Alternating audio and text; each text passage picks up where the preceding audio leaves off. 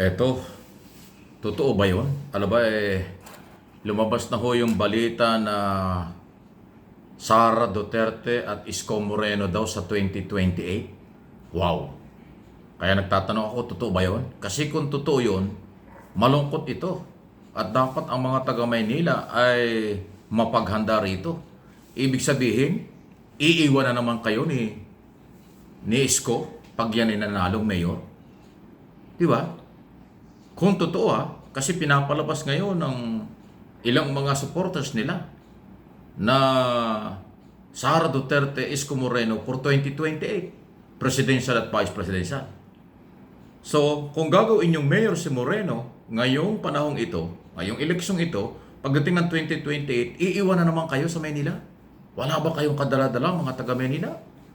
Naging mayor ito ng 2019, pagdating ng 2022, nag-ambisyon maging Pangulo ng Pilipinas. O, pagkatapos ng eleksyon, ano nangyari?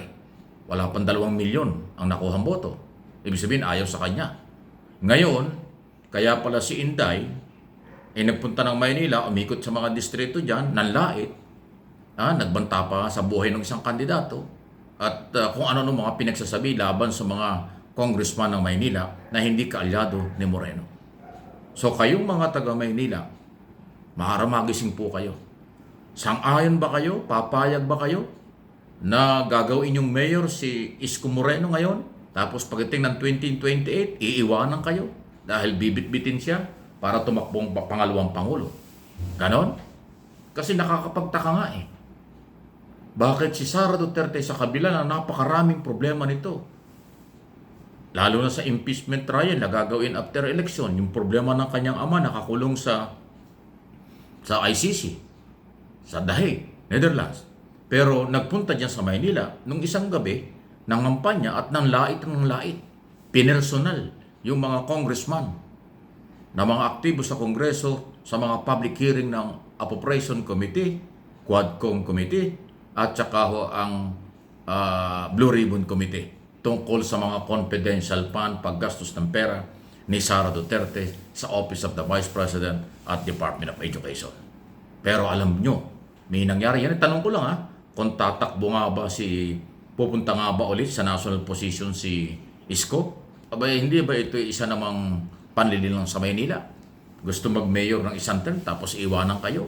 Aagawin o linabanan yung kanyang inaati-ati niya na si Hani Lacuna na siyang pamilyang nagpaaral kay Isko. Tapos ngayong kanyang kinalaban at kung totoong nag-aambisyon siya sa national position, iiwan na naman kayo.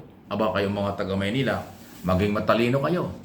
Ang iboto nyo yung hindi nang iiwan. Ang iboto nyo yung merong seryosong paglingkod at katapatan sa inyong lugar.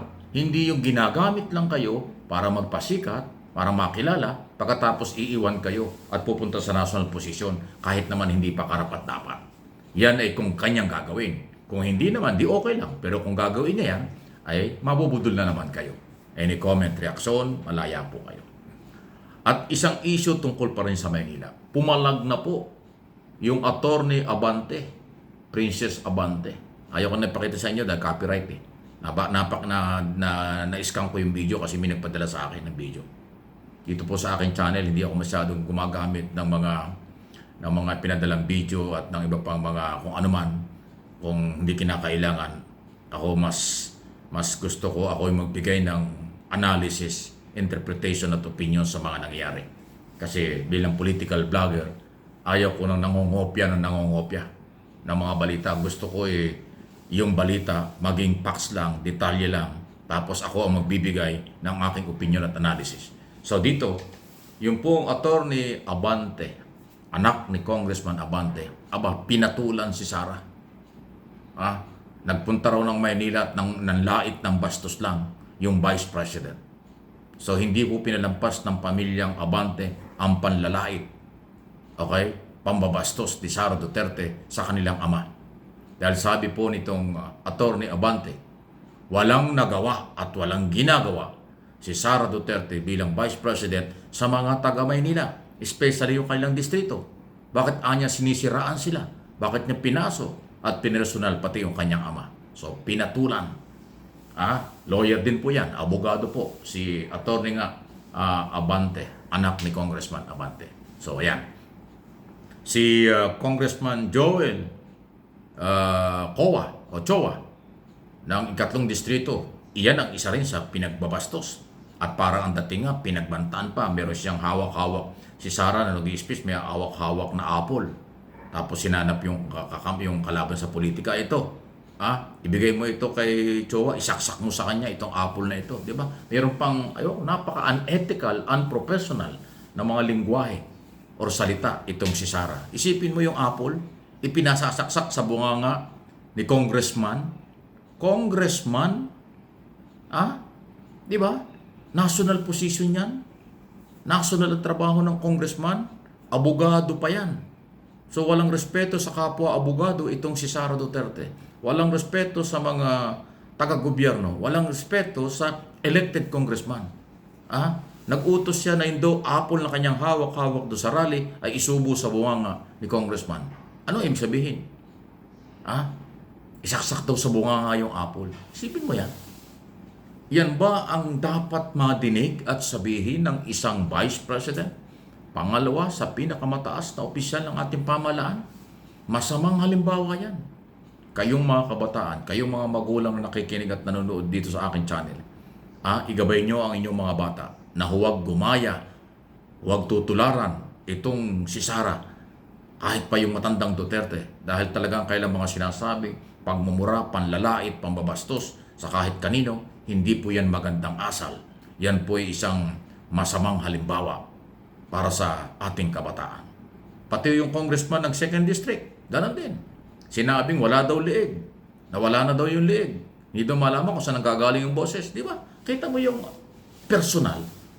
Yung mga personal na pagbatikos kay Abante, kay Choa, at yung isa pang congressman, nakalimutan ko na yung pangalang congressman ng 2nd District ng Maynila. Pinasok ni Sara at panlalait lang ang ginawa. So dahil dyan, si Moreno ang promotor ng kampanyang yan. Dahil siya yung kandidatong mayor.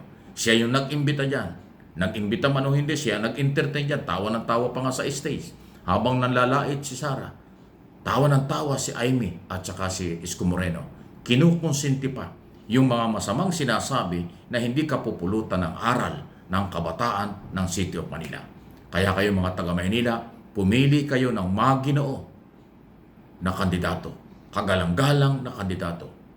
Yan si Moreno mukhang nahahawa na, mukhang na-influensya na. Dahil idol pala niya ang mga Duterte. Maka Duterte siya. Kaya nga ang sigaw ng mga taga-Maynila habang nanlalait at nagkukukwento itong si Sara, Marcos pa rin. Marcos pa rin ang sigaw. Kasi nga nalimutan yata ni Isko Moreno at ni Sara Duterte na ang Maynila ay baluarte ng Marcos loyalists. Ang Maynila ay Marcos supporters. Walang mayor at mga opisyal ng Maynila ang oposisyon. Lahat ng nagiging mayor at congressman dyan sa Maynila ay nagiging kaalyado ng administrasyon. Dahil ang Malacanang ay nasa City of Manila. Respeto na.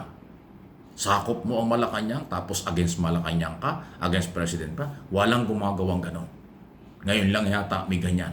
At mukhang si Moreno, ganyan na ang galaw ngayon. Kaya mga taga-Maynila, gising na kayo. Ang aking advice bilang Pilipino, bilang political blogger, bilang mamamahayag, matinong kandidato ang kailangan natin. Hindi yung nanlalait, namimersonal, o nanggagamit ng kung ano-ano. Huwag pagamit para may magandang buhay. Please like and share ng video ito. Please like at subscribe kung hindi pa.